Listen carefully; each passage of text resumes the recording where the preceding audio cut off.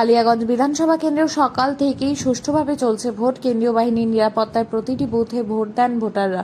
একইভাবে বৃহস্পতিবার কালিয়াগঞ্জের শেঠ কলোনি অবৈতনিক বিদ্যালয়ের 68 নম্বর বুথে ভোটারদের সাথে লাইনে দাঁড়িয়ে ভোট দিলেন রায়গঞ্জ লোকসভার সাংসদ কার্তিক চন্দ্র পাল। তিনি বলেন, সকাল থেকেই শান্তিপূর্ণভাবেই ভোট গ্রহণ প্রক্রিয়া শুরু হয়েছে। সকলকে স্বতঃস্ফূর্তভাবে গণতান্ত্রিক উৎসবে সামিল হওয়ার আহ্বান জানান তিনি।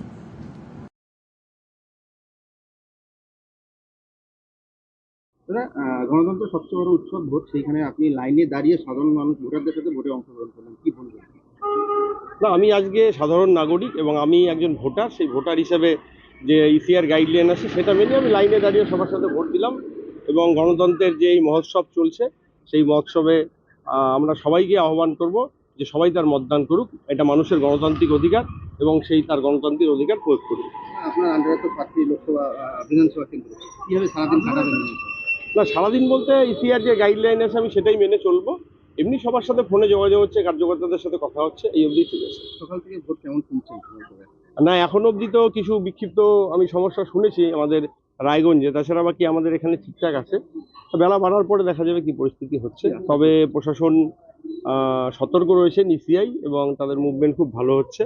তা আমরা চাইবো যে খুব তাড়াতাড়ি যেন ভোটার, কিছু কিছু পোলিং স্টেশন খুব স্লো চলছে, সেগুলো যেন তাড়াতাড়ি হয়। সেখানে অনেক ভোটার রয়েছে, মানুষের কষ্ট হবে, একটা গরম চলছে। সেই জায়গায় দাঁড়িয়ে যারা পোলিং পার্সোনাল রয়েছেন, আমি বিভিন্ন অফিসারদেরকেও আমি বলবো যাতে পোলিংগুলো একটু তাড়াতাড়ি ফাস্ট করে, যাতে মানুষের কষ্ট কম হবে। যেভাবে নিরাপত্তা রয়েছে, মানুষ একটা উৎসাহের সাথে ভোট দিচ্ছে, সেখানে দাঁড়িয়ে কি বলবো সেই বিষয়টা? অবশ্যই মানুষ তার গণতান্ত্রিক অধিকার প্রয়োগ করছে এবং আমরা চাই শান্তিপূর্ণ ভোট।